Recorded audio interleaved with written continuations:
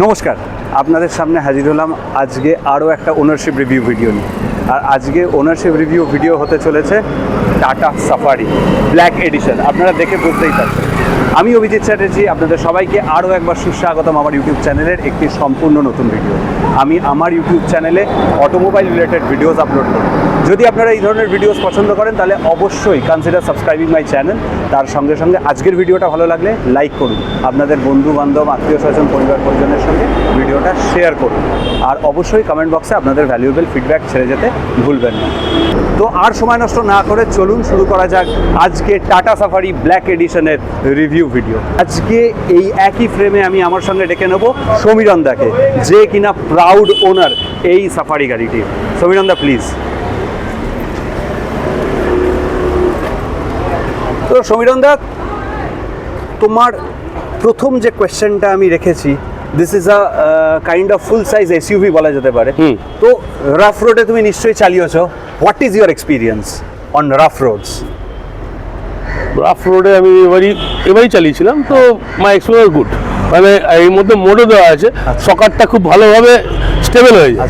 Rough road মোডটা on করলে পরেই ও একদম পুরো স্টকা আলাদা করে তোমার স্টেবিলিটি নিয়ে নেবে।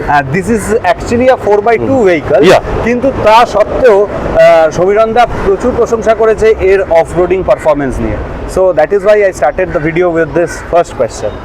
তো সমীরণ দা, হোয়াট আর দ্য থিংস যেগুলো তুমি লাইক করো এই গাড়িটার ব্যাপারে, যদি আমাদের সঙ্গে একটু শেয়ার করো? গাড়ির লুকস, তারপরে গাড়ির ফিচার্স, যে ফিচার্সগুলো দিয়েছে, অ্যাডাস 2 লেভেলটা, এটা হাইওয়েতে খুব ভালো।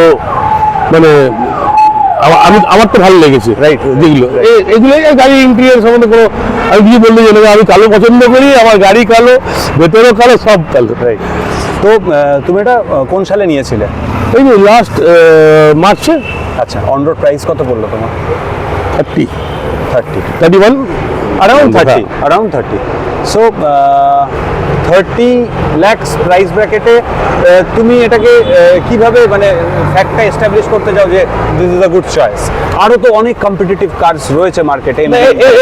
MG doesn't come into any comparison. ওর ইঞ্জিনের পাওয়ার, এমজি হচ্ছে 1500 সিসি, এ হচ্ছে 2000 সিসি। ঠিক আছে, এর একজনই ছিল, এর সাথে হচ্ছে XUV 700। কিন্তু আমার দুটো পরপর XUV ছিল, তো আমি ভালো চেঞ্জ করে দেখি। তো আমি এটাতে টেস্ট ড্রাইভ নিলে ওঠাবে, তো এটাতে বললাম না, আমি আই এম হ্যাপি উইথ। আচ্ছা, তো তুমি তো 11,000 কিলোমিটার গাড়িটা চালিয়েছো। What will you say about the service cost of this car? এখন অবধি তো কোনো সেরকম সার্ভিস কস্ট হয়নি আমার। আচ্ছা, নর্মাল ফার্স্ট সেকেন্ড সার্ভিস দুটো হয়েছে, এন্ড দ্যাট ইজ নমিনাল। আচ্ছা, সেরকম। এন্ড হোয়াট অ্যাবাউট দ্য মানে লাইক মেইনটেনেন্সের জন্য কোনো খরচা তুমি করেছো, বা গাড়িটা কোনো রকম কোনো মেইনটেনেন্স চাই? মেইনটেনেন্স এখন তো কিছু বুঝতে পারছি, খালি গাড়িটা প্রোটেক্ট করার জন্য আমি একটা PPF লাগিয়েছিলাম। তো সমীরণ দা, তুমি কতদিন ধরে এই গাড়িটা চালাচ্ছ? এই গাড়িটা হয়ে গেল 9 মাস। 9 months। Good time. আর কত চালিয়েছো এতদিনে? 11,400 kilometres. That's a good reading on the odo as well. তো তুমি এর আগে কি গাড়ি চালাতে? এর আগে XUV 500। তাহলে দেখতে গেলে এটা কাইন্ড অফ অ্যান আপগ্রেড। হ্যাঁ। তো মানে কতখানি ডিফারেন্স ফিল করছো? অনেক। একটু যদি বলো আমাদের। আগে ফার্স্ট অফ অল এই গিয়ার নবটা, এটা অনেকটা তারপরে স্টিয়ারিংটা আগেরটা অতটা স্মুথ ছিল, এটা অনেকটা বেশি স্মুথ। ইলেকট্রিক্যাল, এটা ইলেকট্রিক পাওয়ার স্টিয়ারিং। এটা মানে ফিলই হয় না যে আমি বড় গাড়ি চালাচ্ছি এটা। আর তারপরে পিক আপের দিক দিয়ে বলো, এভরিথিং মানে অনেকটাই আপগ্রেডেড। তো তোমায় আরেকটা কথা জিজ্ঞেস করি, যেহেতু গাড়িটা তুমি 11,000 চালিয়ে ফেলেছো, দেখো আমাদের গাড়ি ভালো অবশ্যই কিছু দেখেছি, সেই জন্য কিনেছি, আমরা ভালোটা সবসময় তুলেও ধরি মানুষের সামনে। তুমি দুটো নেগেটিভ পয়েন্টস বলো আমাকে গাড়িটার ব্যাপারে। এই গাড়িটার? হ্যাঁ, এই গাড়িটার একটা নেগেটিভ পয়েন্ট হচ্ছে হেডলাইটটা। আচ্ছা, সবথেকে বড় নেগেটিভ। মানে আমি যখন নিয়েছিলাম গাড়িটা নিয়ে, আমি তো একটু ওই কার ডেকোর ওখানে গিয়ে গাড়িটা একটু PPF এর জন্য গেছিলাম, তখনও আমার বলেছিল যে তুমি গাড়িটা নিয়েছো কিন্তু হেডলাইটের আমার প্রবলেম হবে। তো আমি একবার যখন লং ড্রাইভে গেছিলাম, রাত্রিবেলা ফিরছিলাম বর্ষাকালে, আচ্ছা আমার প্রচন্ড অসুবিধা হয়েছে। আচ্ছা, তারপরে আমি আবার আলাদা করে হেডলাইট গুলো চেঞ্জ করি। তুমি আপগ্রেড করেছো? আপগ্রেড করেছি। আচ্ছা আচ্ছা। ইনফ্যাক্ট জানো তো, এটা না মোস্ট অফ দা মানে এখনকার যে নতুন গাড়িগুলো আসছে, হ্যাঁ। আমি এর আগে একটা গ্র্যান্ড ভিটারা রিভিউ করেছিলাম, মানে তিতাসদারও একই ওপিনিয়ন যে হেডলাইটের হেডলাইট, কারণ ব্যাপারটা কি আগে ছিল হ্যালোজেন, এখন এলইডি করে দিয়েছে, এর থ্রোটাই কমে গেছে। কিন্তু এবার তোমাকে আবার আলাদা করে পয়সা দিয়ে যখন করছে, কোম্পানিগুলো ওটাই দিতে পারে। রাইট। আমার টোটাল মোটামুটি অনেকটাই খরচা হয়ে গেছে হেডলাইট আর ফগ ল্যাম্পের পেছনে। তারপরে আবার দেখো, মানে যে কোনো আপগ্রেডেশনই দিল্লি, এটাও মাথায় রাখতে হয়। তো মানে এখানে the car companies should think on it. আমি গেছিলাম, যখন ফার্স্ট সার্ভিসে গেছিলাম, তখন বলেছি, বলছে কোম্পানি এটা নিয়ে ভাবছিও। আচ্ছা, আমি তোমার সাথে আগে আরো ভাবা উচিত ছিল, হেডলাইটটা ছোট করেছো, পাওয়ার তো বাড়ানো উচিত। আচ্ছা আচ্ছা, রাইট রাইট। আচ্ছা সমীরন্দা, গাড়িটার ইন্টেরিয়র নিয়ে তুমি কি বলো? ইন্টেরিয়র নিয়ে আমার কোনো ইস্যু নেই, একদম I am very much happy with একদম একদম। আমি একটু ব্ল্যাকটাকে বেশি পছন্দ করি, আর ইন্টেরিয়রটা ব্ল্যাক বলে আমার আরো বেশি পছন্দ। তবে আমি যখন কোনো গাড়ি কিনি তার আগে অনেক রিসার্চ করি, তারপরে কিনি। এবার তারপরে না, যখন গাড়িটা নিয়ে নিই, তখন আমি সেই গাড়িটা মানে সঙ্গে ভাবতে থাকি, কানেক্ট হয়ে যায়। এবার অটোমেটিক আমি 2-3 বছর ভাবাই বন্ধ করে দিই, কিচ্ছু নেবো না। আমি এখন এটা নেওয়ার পরে এখন এটারই প্রচুর ফিচার্স, যেগুলো আমি আস্তে আস্তে বের করছি, চালিয়েছি বলে একেবারে অনেক ফিচার্স গুলো যেগুলো জানতাম না, অ্যাডাসের অর্ধেক ফিচার্স ইউজ করতে পারতাম না, যেগুলো এখন আমি জেনে গেছি। তো তাহলে এখান থেকে একটা ভালো জিনিস আমরা সবাই বুঝতে পারছি যে এই গাড়িটা কিন্তু প্রিমিয়াম সেগমেন্টের গাড়ি হওয়ার দরুন খুবই রিফাইন্ড। টাটার হাউস থেকে এমনই একটা গাড়ি যেটা কিন্তু সমীরন্দা কেনার পরে এখন চেঞ্জ করার চিন্তা ভাবনা করছে না, even after giving in the offer, যে তুমি এই গাড়িটা আমায় দিয়ে দাও আর তোমাকে একটা পয়সাও পে করতে হবে না, তোমাকে আমি একটা যে কোনো তোমার মনের ইচ্ছার গাড়ি দেবো। কিন্তু সমীরন্দা কিন্তু will stick to this car, so that proves the refinement of the engine, quality of the car, no doubts about that. বাহ। আচ্ছা সমীরন্দা, তুমি একটা স্ট্রেচ কত কিলোমিটার চালিয়েছো? 600 600 মানে মানে কনস্ট্যান্ট ইন মানে একবারে গেছে? একবারে। আমি ধরো এখান দিয়ে আমার সব থেকে দূরে যাওয়া হচ্ছে শিলিগুড়ি, মানে একটা স্ট্রেচ গেছে? একটা স্ট্রেচ। আচ্ছা, তো how much comfortable is this car?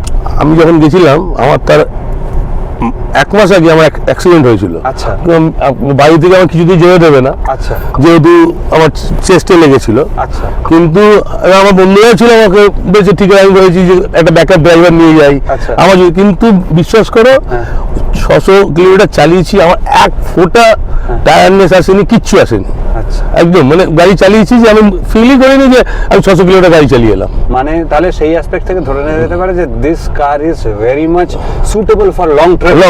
Long trip মানে অবশ্যই আমরা কলকাতার মধ্যে ট্রাফিকেও চালাই, তো ট্রাফিকে তো অবশ্যই এনজয়েবল, তার সঙ্গে সঙ্গে লং ট্রিপসেও এটা কোনো রকম কোনো আমাদের পেইন, নো ডাউট। তোমার যদি বলি মাইলেজের কথা, তাহলে কি মাইলেজ পাচ্ছ? সিটিতে আমি পাচ্ছি অ্যারাউন্ড 10। সিটিতে 10, আর হাইওয়েতে? এই লাস্ট ট্রিপ করে এলাম, ইট ওয়াজ 15.3 এরকম দেখাচ্ছে। আচ্ছা, তুমি কি টানাটানি করো? না, আই লাভ মাই কার। আমি কোনো কুল অ্যান্ড কাম। আচ্ছা, তো কুল অ্যান্ড কাম ওয়ে আমি এনজয় করি গাড়ি ড্রাইভ করতে। 10 কিলোমিটার পার লিটার সিটিতে, 15 kilometre per litre on the highway, and that is a good mileage, I must say. You are enjoying ইট।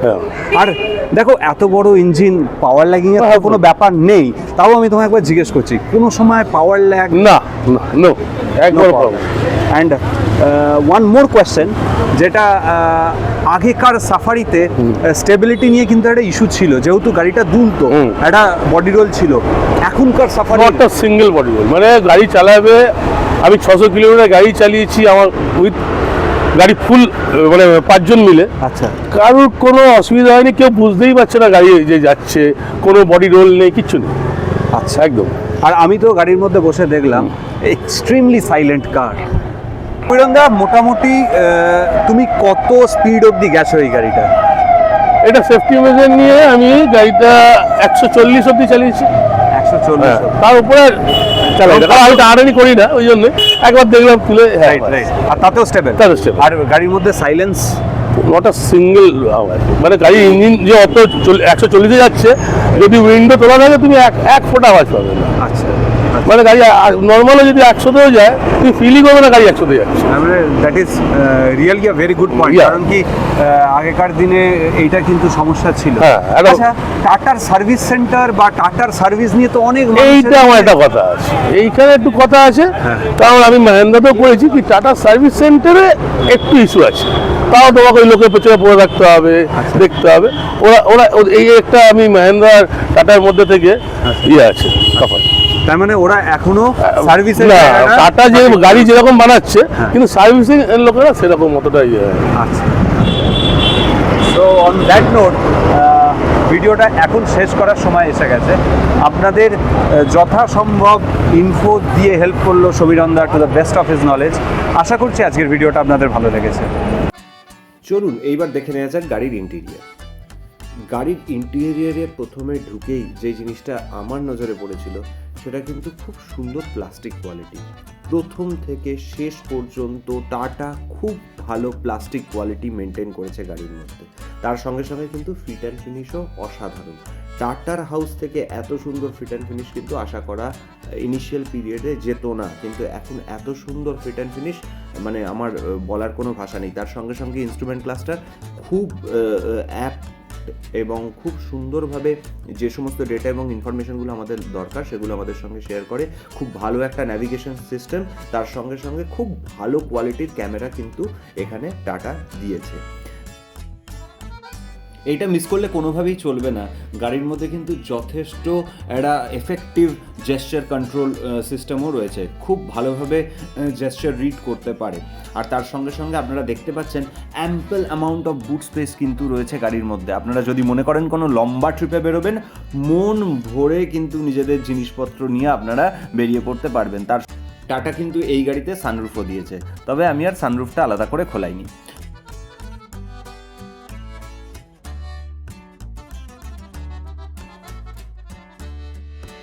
ভিডিওটা দেখার জন্য অসংখ্য ধন্যবাদ। আবার আপনাদের সঙ্গে দেখা হবে ভবিষ্যতে নতুন কোনো ভিডিও বা নতুন কোনো শর্টসে। আজকের জন্য ভিডিও এইখানেই শেষ করলাম। নমস্কার।